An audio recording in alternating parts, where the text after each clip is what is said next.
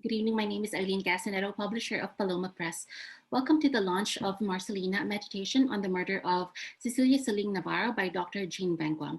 This poetry chapbook is a meditation on the murder of Cecilia Navarro in 1930s Central California. The life of Navarro and her place in an earlier Filipino migrant community is explored in the documentary The Celine Archive, which recently won the 2020 Los Angeles Independent Film Festival Award. The film will premiere at the Center for Asian American Media Film Festival in San Francisco tomorrow evening through October 18.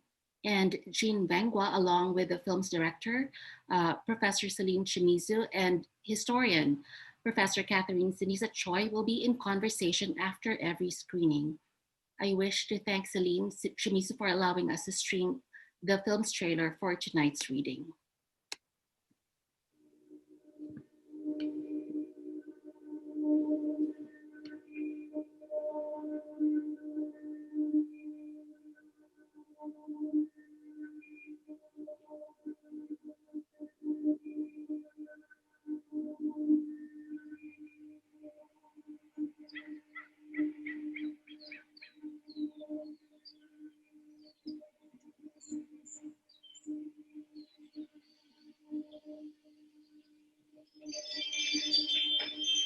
Where are the women in Filipino American history?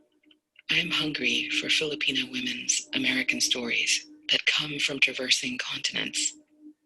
My sister Roselle and I are in college together. At the archive, she finds numerous articles about a Filipino woman in the earlier 20th century. She was buried alive by her community in Northern California. They were indicted for her murder, but acquitted. Since then, I would hear about her from people in the community as a ghost story.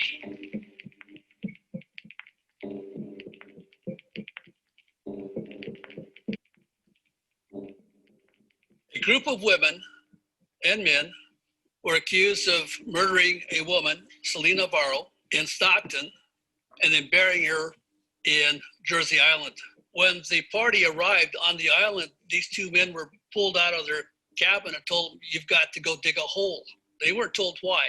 They just went and did it. One of the men noticed that Celine was not dead. It was a reality that women did it. Now, here's the thing that came up just recently. People said, did those women did they dig that thing? No, they didn't. Men dug it. It's a profound tragedy that we don't exactly know what happened. I mean, here's this 28-year-old young mother. Who was she? Celine to her family, and Celine in the headlines, from Singapore to London, Los Angeles, and New York. Sometimes they called her Cecilia, even Marcelina. They couldn't get her name right. Secrecy is paramount in all of these different kinds of Filipino nationalist organizations. When you hear a story, you want to know how real it is. My grandma, she doesn't have a chance to keep her family together because of what they did to her. I want to see the family stick together. I think this is what Grandma Celine wants. I mean, it's not us, it's just her spirit. She wants to be known.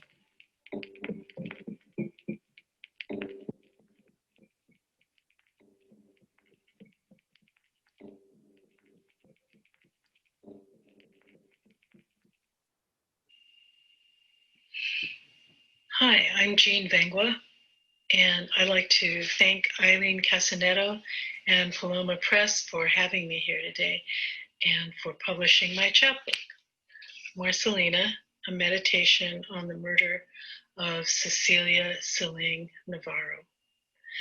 The murder it refers to took place in the early 1930s in Stockton, California. This long poem was first published in Babaylan, an anthology of Filipina and Filipino American writers, in 2000, and it was edited by Nick Carbo and Eileen Tabias. So I wrote this in the 1990s when I was in grad school, researching 20th century Filipino newspapers published in California. But I'd also heard whispered stories among Filipino lodge members about this murder when I was a child. My mother was a member of the Dimasalang and later a matron of one of its lodges.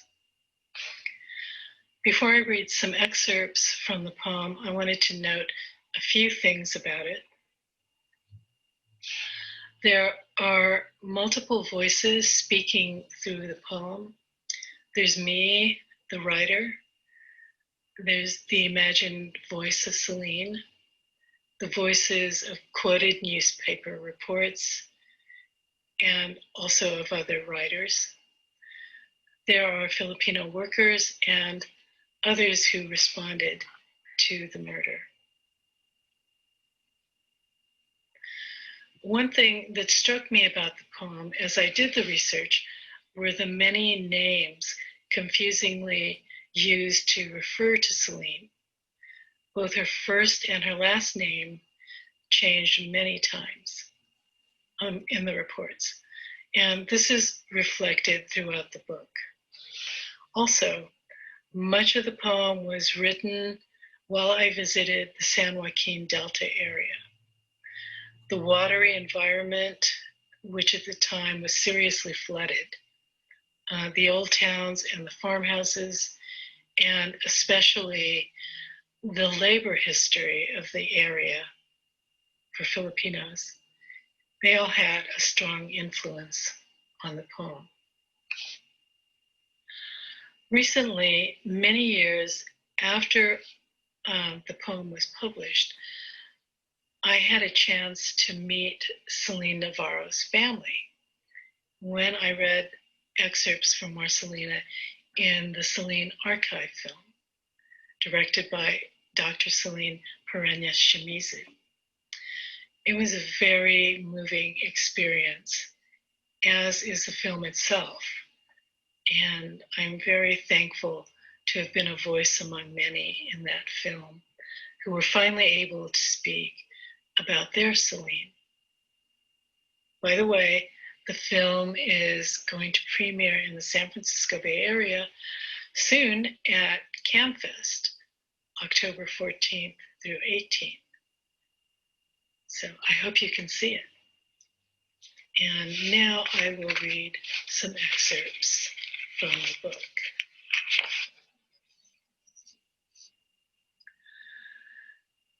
Marcelina, April 4th, 1933. From a shallow grave on Jersey Island in the San Joaquin River, police dug up the body of a young Filipino woman yesterday. Oration. The Hmong setting out their lines, quiet speech of the inward current, saline infusion of blood, silent sweep of the outward current. Thus, weight and wear of diesel trucks, tires on Highway 160, ratchetings and groan of bridges. Reclamation, New Covenant Tabernacle Sunday meeting, Oakley's Vintage Highway and Claremont housing projects. Pale pinks and grays claim the loam up to the railroad tracks, where blue lupin. The most barbarous and most inhuman crime ever recorded in the criminal annals of the state of California. April 4th, 1933.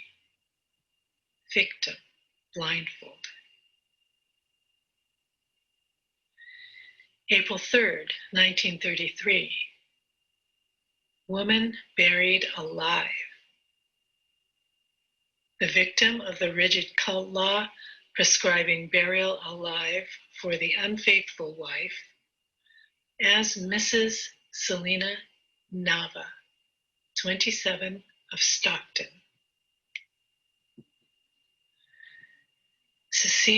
Selina, Marcelina, standing at the dead-end turnaround to the last farm on the last island, long after the last day. To the south, Antioch Bridge and Pittsburgh, smoke and ashes arise. Dream of futures and shares. Extra. Today, Al Capone arrives at Alcatraz. Today, the airship Akron goes down at sea. 72 feared lost. Mysterious fish found 5 miles deep.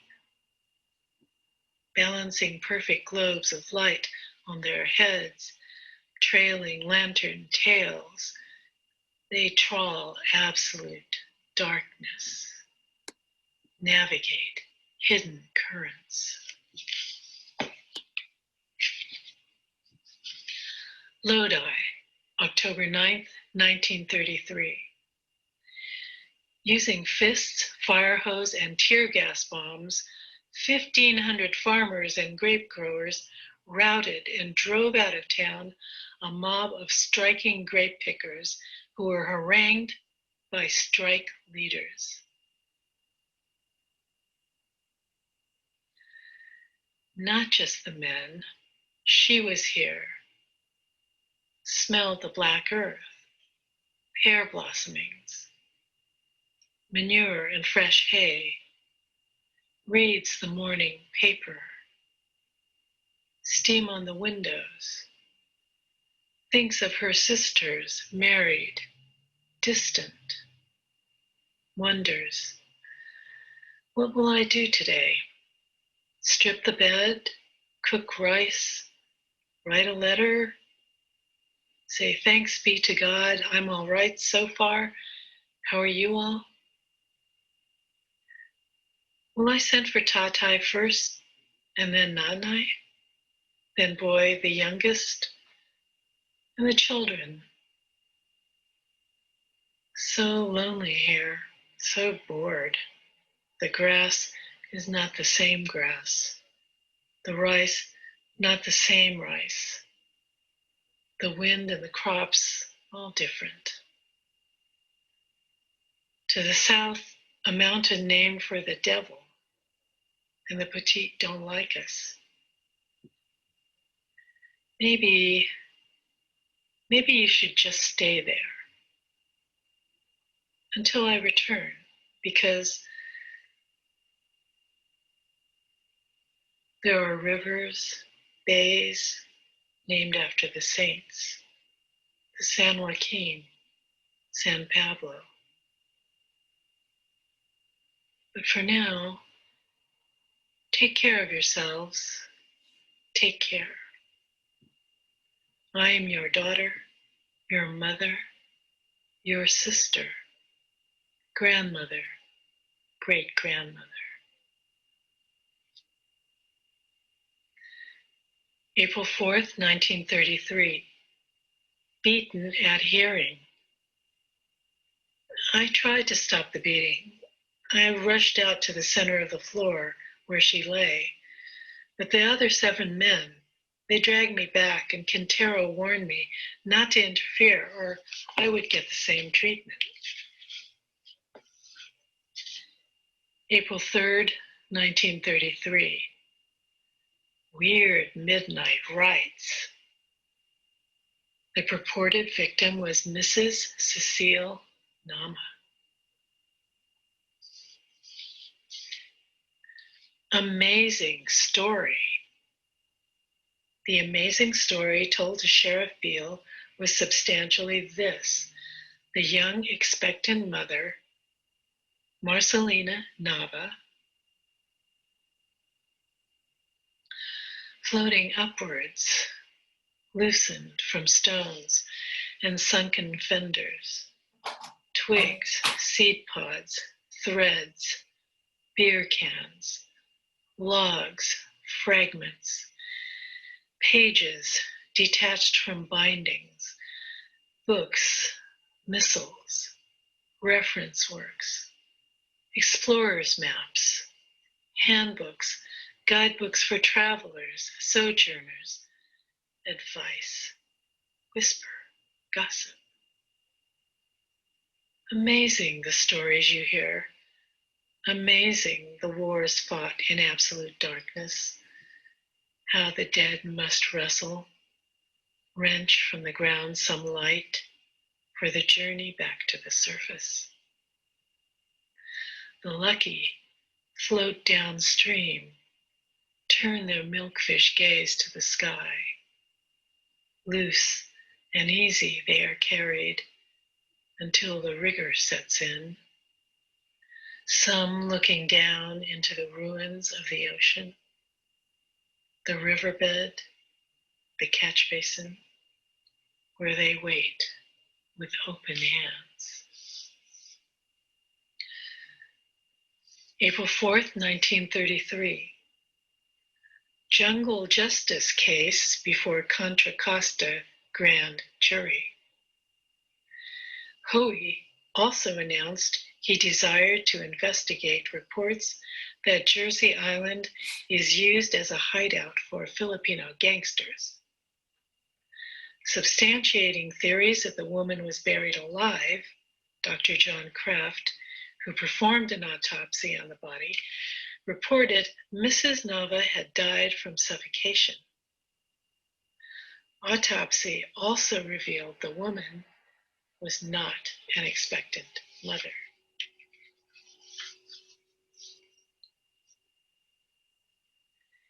Even here, even on the black McCullamy, where we cast our lines at night, watch the tide ripple in, then out again, and the moon rise red.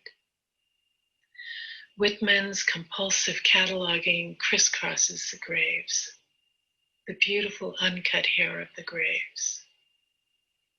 The brain ticks, a watchworks running down. All these things, today's news, casting off the web's infinite and dreadful arc. And the catch, the names, singing the names. Say to ourselves, while we can sing, talk while we can talk, tell it even to ourselves. April 4th, 1933. 7 indicted by jury in Voodoo live burial. Letter, April 7th, 1933. Whereas a Stockton Record, a local paper, has made a sweeping generalization in its editorial, April 3rd, 1933, to the effect that voodoo rites and crimes of such nature are the general customs of the Philippines or Filipinos, which statement is a willful misrepresentation, utterly unsupported by anything to be found in the history of the Philippines, and tends to defame and malign the Filipino people as a unit, and against which condemnation we vigorously protest.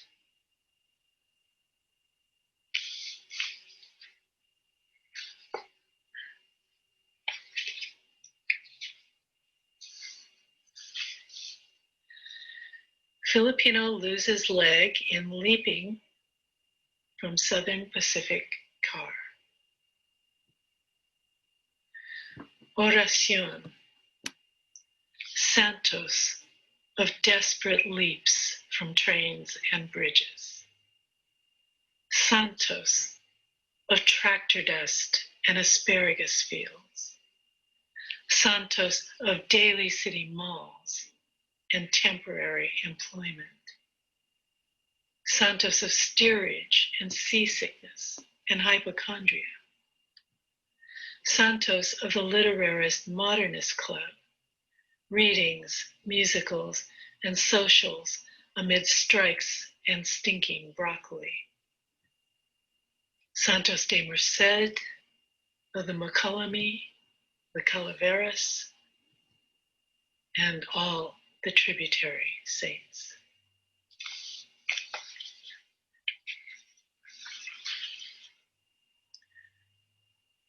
The way you tell it. You say it like this. You open your mouth, form the words with your tongue, your insides, sound rises up from the belly, obeys the will, fills the lungs, the vocal cords. Breathe in. Breathe the words out. Tell it.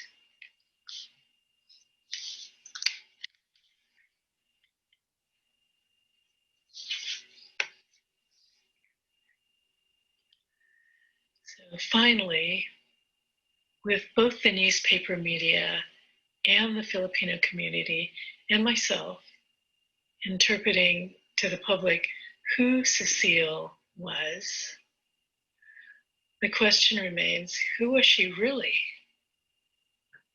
Her family helped to answer some of those questions, and that's something I was trying to get at in the writing of that poem back in the 1990s. But you will certainly come up with your own thoughts about that, your own interpretations when you read the book. So I hope you do, and thank you. Thank you so much, Jean. Thank you everyone for joining us. For more information, or if you wish to review Marcelina, please message me or email editor@palomapress.net. Good night, everyone.